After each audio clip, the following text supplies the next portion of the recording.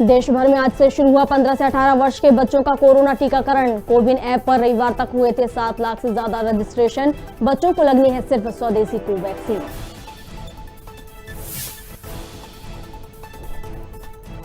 मध्य प्रदेश में कोरोना की तीसरी लहर की दस्तक के साथ ही कोरोना हुआ आउट ऑफ कंट्रोल। एक दिन में मिले 224 नए केस। इंदौर ने जताई चिंता। छत्तीसगढ़ के स्वास्थ्य मंत्री टीएस सिंहदेव हुए कोरोना संक्रमित। अंबिकापुर के सभी कार्यक्रम रद्द कर पहुंचे थे रायपुर। होम आइसोलेशन में चल रहा उपचार।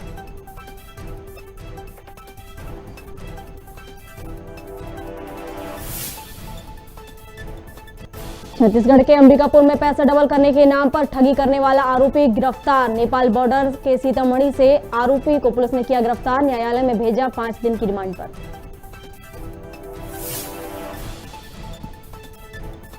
और छत्तीसगढ़ के स्कूलों में बढ़ा कोरोना संक्रमण का खतरा। बीते 5 दिन में 40 बच्चे हुए संक्रमित। कई अभिभावकों ने बच्चों का स्कूल जाने से रोका। असमंजस में पड़ी सरकार।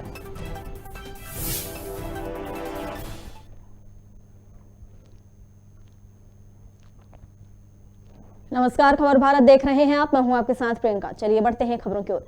अनूपपुर एसईसीएल सहदेव सिंह के राजनगर की खदान में कर्मचारी सुरेश की खदान में बेल्ट पर पैर स्लिप हो जाने से मृत्यु हो गई, जिसके बाद डीजीएमएस जबलपुर अशोक कुमार राय खदान पहुंचे और खदान के अंदर जाकर जांच प्रारंभ की।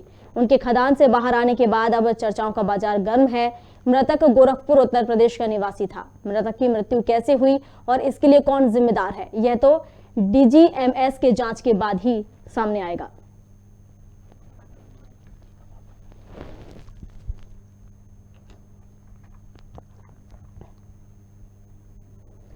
बैरसिया में संगीतमय श्रीमद् भागवत कथा का रविवार को शुभारंभ करते हुए कलश यात्रा का आयोजन किया गया, जिसमें समिति द्वारा 2 जनवरी को भव्य कलश यात्रा निकाली गई। यात्रा रेंज चौराहा मंदिर से प्रारंभ होकर नगर के मुख्य मार्गों से होती हुई बाल विहार बैरसिया पहुंची। यह कथा सुश्री रेखा साध्वी जी के मुखारविंद से दिन में 1 बजे से शाम 4 बजे तक चलेगी। संरक्षण शिवम रत्नाकर पिछले 12 वर्षों से यह कथा करवाते आ रहे हैं। इस कलश यात्रा में अध्यक्ष फत्तू लाल कुशवाहा, अनेकों जनप्रतिनिधि सहित बड़ी संख्या में भक्तगण मौजूद रहे।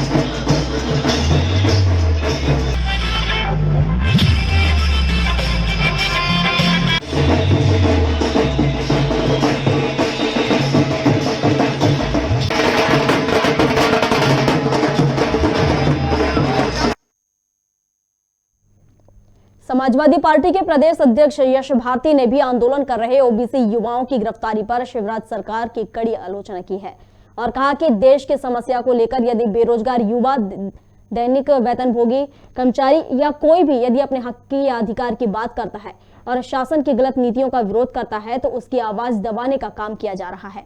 गिरफ्तारी का तरीका ऐसा अपनाया जा रहा है जैसे कोई अंतर्राष्ट्रीय अपराधी भोपाल में प्रवेश कर रहे हों, जबकि भाजपा, आरएसएस और उनसे जुड़े उपद्रवियों को खुली छूट है। इसके अलावा सबकी आवाज दबा दी जाती है, जिसका समाजवादी पार्टी पुरजोर तरीके से विरोध कर रही है। मध्य प्रदेश के अंदर जिस तरीके से भारतीय जनता पार्टी की सरकार लोकतंत्र की और संविधान की हत्या कर रही है लगातार, आज अगर कोई प्रदेश की समस्या लेकर के प्रदेश के मुख्यालय यानी भोपाल राजधानी में प्रदर्शन करना चाहता है, किसी तरीके का विरोध दर्ज कराना चाहता है, तो वो सारे रास्ते भारतीय जनता पार्टी की मध्य प्रदेश सरकार ने बंद करके रखे हुए हैं। एक तरफ दिखावा करती है भारतीय जनता पार्टी की सरकार के जनहित के फैसले लेना चाहते हैं, जनता की आवाज हम बनना चाहते हैं, जबकि वास्तविकता यह है कि भारतीय जनता पार्टी की मध्य प्रदेश की सरकार और केंद्र की सरकार दोनों मिलकर के जनता की आवाज दबाना चाहते हैं। उनकी जो मूल समस्या है, अगर वो कोई आवाज उठाते हैं, चाहे वो शासकीय कर्मचारी हो, दैनिक वेतन भोगी हो या बेरोजगार युवा हो, वो कोई भी आवाज अगर उठाएगा तो उसकी आवाज दबाने का काम भारतीय जनता पार्टी की सरकार करती है। चलिए अगली खबर की ओर बढ़ते हैं। लगातार चाकूबाजी की घटनाओं का घटनाक्रम लगातार बढ़ता जा रहा है, जिन पर अंकुश लगाने में सिटी कोतवाली पुलिस बोनी साबित हो रही है। तो वहीं एक बार फिर ऐसा ही मामला सामने आया है, जिसमें 2 युवक पर चाकू से हमला कर घायल कर दिया गया। वहीं जानकारी अनुसार दीपू ठाकुर, लक्की ठाकुर घायल हुए हैं, जिनका जिला अस्पताल में इलाज जारी है। साथ ही घायलों ने बताया कि लड़ाई के बीच बचाव करने गए थे, जिसमें ऋषि रैकवार, अंशुल रैकवार के द्वारा चाकूबाजी की घटना को अंजाम दिया गया। वहीं पुलिस द्वारा मामला कायम कर जांच पड़ताल की जा रही है। क्या नाम भैया आपका? किसने चाकू मारा आपको? अंशुल। अंशुल पूरा नाम? अंशुल रैकवार। और ऋषि वर्मन। और नए साल के मौके पर मंदसौर की कोतवाली पुलिस ने सराहनीय काम किया है। पुलिस ने थाने में शादी करवाते हुए बाराती की भूमिका निभाई और बिछड़े पति पत्नी को फिर से मिलाया। मंदसौर कोतवाली थाने के महिला डेस्क में कार्यरत पति पत्नी का एक विवाद सामने आया था, जिसके चलते वह लंबे समय से अलग अलग रहते थे। युवक युवती की शादी का जोड़ा पहनाकर थाना प्रभारी अमित सोनी की अगुवाई में दोनों की एक बार फिर से शादी कराई गई और एक मंदसौर पुलिस का यह चेहरा सोशल मीडिया पर खूब सुर्खियां बटोर रहा है। एक पति पत्नी के बीच विवाद हुआ था, जिसमें उन्होंने पहले एक दूसरे के विरुद्ध FIR भी कराई और लंबे समय से एक दूसरे से अलग रहे। फिर उनका परामर्श हमारी महिला ऊर्जा डेस्क प्रभारी नेहा ओरा जैन और सह प्रभारी अनीता चौधरी द्वारा किया गया था। उन्हें लगातार बैठकें करके समझाइश दी गई और परिवार और सामंजस्य बनाए रखने के लिए अपील की गई, जो दोनों ही पक्ष उस बात के लिए राजी हुए। और इसी तारतम्य में एक दिन आकर उन्होंने इस बात के लिए तैयार हुए कि हम पुनः एक साथ रहना चाहते हैं और पुलिस की उपस्थिति में ही दोबारा साथ होंगे। उन्हीं की मंशा पर हमारे थाने के एक उन्हीं हैं जो सहायक उप निरीक्षक हुकुम सिंह राणावत, उन्होंने उस लड़की को अपनी पुत्री मानकर उसका कन्यादान करने का फैसला किया और उसको शादी का जोड़ा दिलवाया। और फिर दोनों यहाँ उपस्थित हुए और उन्होंने एक दूसरे को वरमाला पहनाई। सभी परिजन उपस्थित थे, दोनों पक्षों से लड़के के माता पिता, लड़की के माता पिता और अन्य परिजन थाना परिसर में थे, जिनके समक्ष उन्होंने पुनः एक होने का फैसला किया और अब वो राजी खुशी अपने घर गए। कर्नाटक के राज्यपाल महामहिम थावरचंद गहलोत तो अपने 1 दिवसीय प्रवास पर मंदसौर पहुंचे। वह यहां वरिष्ठ समाजसेवी सुरेंद्र लोढ़ा के अमृत उत्सव में भाग लेने आए थे। मंदसौर पहुंचने पर राज्यपाल का प्रोटोकॉल अनुसार स्वागत किया गया। उनके सम्मान में राष्ट्रगान की धुन भी बजाई गई। महामहिम राज्यपाल ने वरिष्ठ समाजसेवी सुरेंद्र लोढ़ा को समाज सेवा में उनके द्वारा किए गए योगदान पर सम्मानित किया। इस अवसर पर राज्यपाल ने अपने उद्बोधन में कहा कि हमारा देश युवाओं का देश है। 65% आबादी 35 साल के युवाओं की है।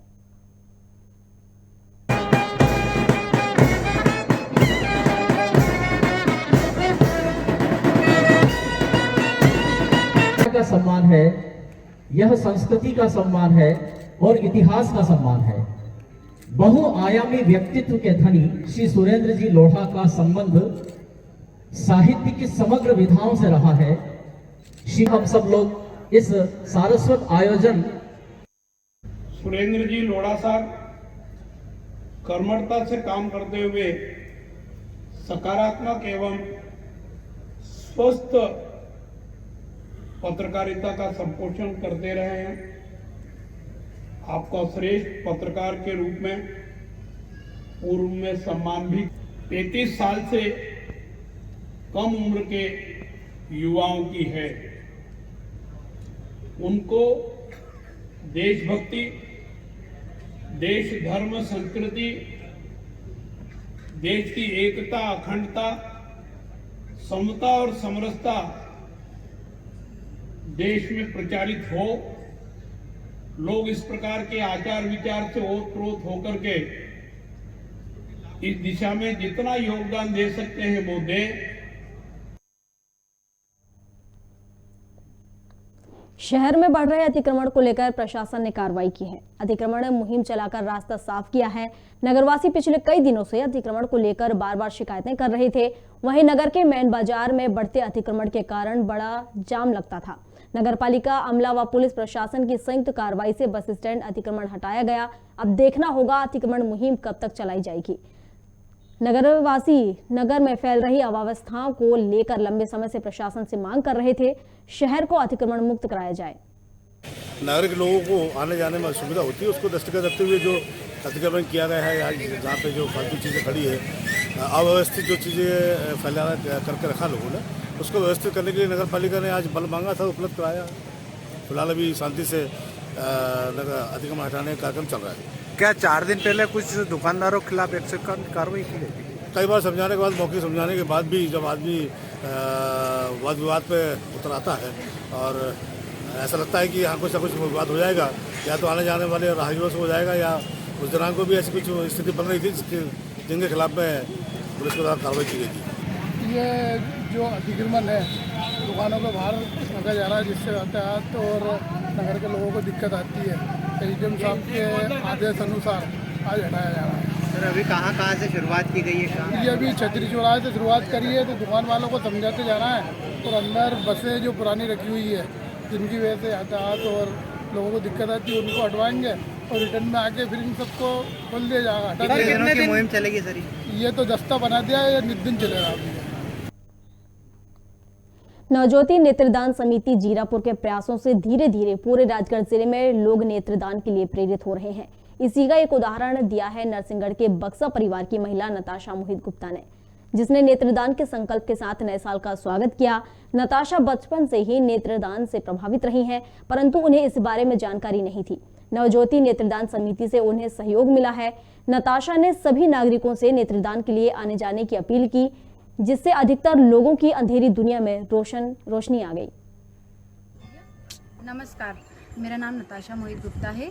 मैं नरसिंहगढ़ से हूँ। मैं बक्सा जी परिवार की बहू हूँ। मैं 9 वर्ष के उपलक्ष्य में अपने नेत्रदान करना चाहती हूँ। ये मेरा बचपन का सपना था और जनवरी 2022 को अपने नेत्रदान कर रही हूँ, और आप भी करके देखिए, आपको भी बहुत खुशी होगी। और नेत्रदान के उपलक्ष्य में 2 लाइन कहना चाहती हूँ। जाने से पहले किसी को दे दीजिए जीवन दान, अगर अमर होना है तो कर दीजिए अपने नेत्रदान। जय श्री कृष्ण। 3 जनवरी महा वैक्सीनेशन अभियान को लेकर जिला टीकाकरण अधिकारी एलपी भदौरिया व नगर नरसिंहगढ़ बीएमओ गौरव त्रिपाठी ने कोरावर हाई सेकेंडरी स्कूल का जायजा लिया। कैबिनेट मंत्री व राजगढ़ प्रभारी मंत्री मोहन यादव व विधायक राज्यवर्धन सिंह महाअभियान की शुरुआत करेंगे।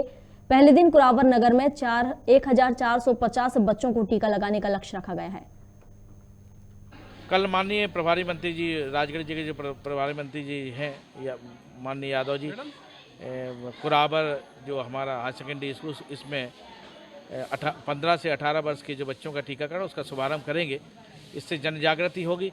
जब कोई जनप्रतिनिधि किसी कार्यक्रम का शुभारंभ करता है तो लोगों में विश्वास होता है, लोग बढ़ चढ़ के हिस्सा लेते हैं। दिनांक 3 जनवरी 2022 से भारत शासन एवं मध्य प्रदेश शासन के निर्देशानुसार 15 से 18 वर्ष की वय वाले बच्चों का कोविड टीकाकरण चालू हो रहा है, जिसका उद्घाटन माननीय प्रभारी मंत्री जी द्वारा कल हायर सेकेंडरी स्कूल कुरावर से किया जाएगा। कार्यक्रम की अध्यक्षता माननीय विधायक महोदय द्वारा की जाएगी। एवं जो वैक्सीन हम लोग इस्तेमाल करने वाले वो कोवैक्सीन है। उम्मीद है कि सभी बच्चे 100% रूप से अपना कोविड का वैक्सीनेशन कराएंगे एवं कल से ठीक 28 दिन बाद दूसरी डोज जरूर लगवाएंगे। महासमुंद जिले के पैथौरा सामुदायिक स्वास्थ्य केंद्र में मोतियाबिंद ऑपरेशन के लिए कैंप लगाया गया, जिसमें 25 मरीजों को सरकार अपने खर्च में निःशुल्क इलाज करवाएगा। आना जाना, खाना पीना, रहना, मेडिसिन का संपूर्ण व्यवस्था निःशुल्क कराई जाएगी। 15 गांवों में 25 मरीजों की जांच कर रायपुर ऑपरेशन के लिए भेजा जाएगा। सरकार द्वारा महीने में 4 दिन का कैंप लगाया जा रहा है। हर सप्ताह पिथौरा समुदाय स्वास्थ्य केंद्र में मोतियाबिंद जांच का कैंप लगाया जा रहा है। शासन के निर्देशानुसार विकासखंड पिथौरा को इस वर्ष में मोतियाबिंद फ्री किए जाने का निर्देश दिया गया है, जिसके अंतर्गत हम लोग पिथौरा ब्लॉक में अलग अलग क्षेत्र में अलग अलग पॉइंट बना करके मोतियाबिंद के मरीजों का जांच करते हैं और ऑपरेशन योग्य मरीजों को निःशुल्क वाहन से अरविंदो अस्पताल पचपड़ी नाका रायपुर में भेजकर ऑपरेशन कराकर फिर से पुनः निःशुल्क वाहन से उनके घर तक या उस पॉइंट तक पहुंचाते हैं, जिसमें इनको भोजन, दवाई, चश्मा निःशुल्क दिया जाता है। रहने की व्यवस्था, वाहन की व्यवस्था सब निःशुल्क रहता है। आज कितने लोगों का जांच हुआ है सर? आज हम अभी 25 मरीजों को भेजेंगे रायपुर, जांच हो गया है उनका, और सेलेक्टेड मरीज हमारे 25 हैं अभी। बजरंग सेना आष्टा के लसूडिया ग्राम की टीम द्वारा छत्तीसगढ़ के मुख्यमंत्री भूपेश बघेल का पुतला जलाया गया। बजरंग सेना ने संत कालीचरण महाराज की गिरफ्तारी का विरोध किया। जिला पंचायत के अध्यक्ष श्रीमती उर्मिला मराठा, राजेंद्र सिंह, अजय पटेल, ज्ञान सिंह आदि के नेतृत्व में 10 जनवरी को रायपुर में पुतला जलाने की घोषणा की गई। घर से नंगे पैर निकलेंगे और विरोध करेंगे और छत्तीसगढ़ में जाके हंगामा मचाएंगे। जय जय श्री राम। हमारे रणवीर भैया पटारिया के नेतृत्व में हम सब लोग घर से निकलेंगे एवं हम हंगामा मचाएंगे और छत्तीसगढ़ में जाके हम माननीय मुख्यमंत्री जी के गृह तहसील में जाकर उनका पुतला दहन करेंगे। जय श्री राम, जय श्री राम। बजरंग सेना जिंदाबाद, बजरंग सेना जिंदाबाद। कालीचरण महाराज को रिहा करो, रिहा करो। कालीचरण महाराज को रिहा करो, रिहा करो। भूपेश बघेल मुर्दाबाद, भूपेश बघेल मुर्दाबाद। जय जय श्री राम, जय जय श्री राम। रायपुर चलो, रायपुर चलो। 10 जनवरी को हिंदुस्तान के महान संत कालीचरण महाराज की गिरफ्तारी के विरोध में बजरंग सेना का विशाल सत्याग्रह। बजरंग सेना के राष्ट्रीय अध्यक्ष माननीय रणवीर पटेरिया के नेतृत्व में सभी हिंदू संगठन मैदान में आओ। छत्तीसगढ़ की भूपेश सरकार बर्खास्त करो, काली पुत्र कालीचरण महाराज को रिहा करो। बजरंग सेना सहित सभी हिंदू संगठनों को अपनी ताकत दिखानी है और कांग्रेस सरकार का पतन होकर के रहेगा। कालीचरण महाराज की गिरफ्तारी भूपेश सरकार और कांग्रेस के लिए ताबूत की अंतिम कील साबित होगी। कांग्रेस अब जमीन के अंदर गाड़ दी जाएगी। हिंदुओं का अपमान अब बर्दाश्त नहीं होगा। महात्मा गांधी हमारा कोई बाप नहीं है, कांग्रेसियों का बाप हो सकता है। हमारे पिता हैं और भगवान राम हमारे आदर्श है। नाथूराम गोडसे देशद्रोही नहीं था। मैं डंके की चोट पर कहता हूं, देश के हिंदुओं के विरोध में जो पाकिस्तान को इस्लामिक राष्ट्र बनाया, तो भारत को हिंदू राष्ट्र क्यों नहीं बनाया कांग्रेस ने? इसके कारण नाथूराम गोडसे ने यह किया था। ओम काली जी के साथ पूरा देश है, जगह जगह आंदोलन होंगे। अभी क्या हुआ है? अभी तो ये लड़ाई है, आगे और लड़ाई है।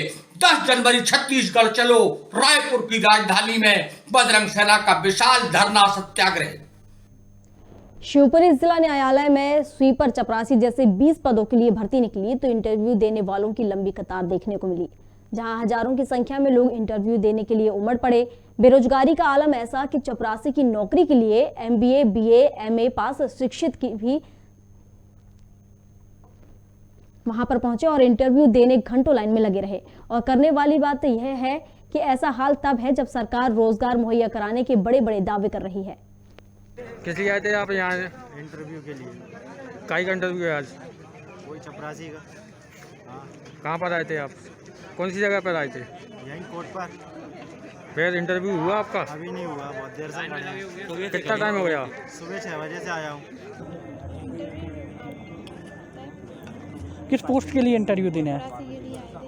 अच्छा, ये क्या हुआ? आपका फॉर्म क्यों रिजेक्ट कर दिया उन्होंने? उन्होंने कर दिया है क्योंकि उन्हें पहले ही सब कुछ हो गया है। अच्छा, बस वही है, 2-3 उनके इंटरव्यू देने आए थे। काई का? सर MP हाई कोर्ट का। फिर क्या सर लगे हैं लाइन में सर, सुबह के 6:30 बजे से 7 बजे से आ गए यहाँ पे। तो अभी तक आपका नंबर नहीं आया? अभी तक नंबर नहीं आया सर। तो खाना पीना कुछ? खाने में सब सर ऐसा पता होता कि हमारा तो टाइम लिखा था सर 8 से 45 का। हाँ। हमने सोचा सर 45 तक है हमारा, उसके बाद हम चले जाएंगे घर पे, 9 बजे पहुँच जाएंगे घर पे। लेकिन सर यहाँ पे तो सब गलत है।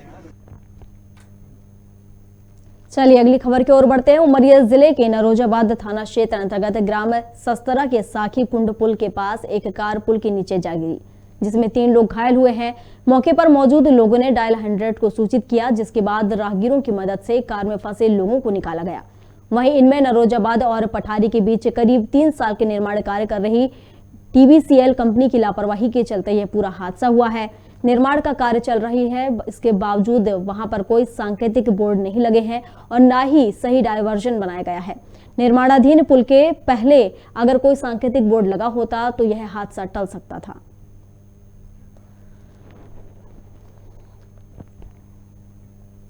टीकमगढ़ के नए साल की शुरुआत के साथ कुंडेश्वर धाम में ऑनलाइन एकीकृत मंदिर प्रबंधन व्यवस्था का शुभारंभ हुआ, जो कि कंप्यूटरीकृत ई बिलिंग, काउंटिंग और ITM ऐप के साथ युक्त होगी। शुभारंभ समारोह में मुख्य अतिथि के तौर पर विधायक राकेश गिरी और कलेक्टर सुभाष कुमार द्विवेदी मौजूद रहे।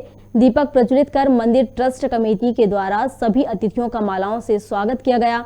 इस व्यवस्था से मंदिर के अभिषेक, महाआरती सहित अनेक धार्मिक कार्यक्रम ऑनलाइन चालू हो जाएगा, जिससे लोगों को मंदिर के कार्य और दान में भी सुविधा होगी।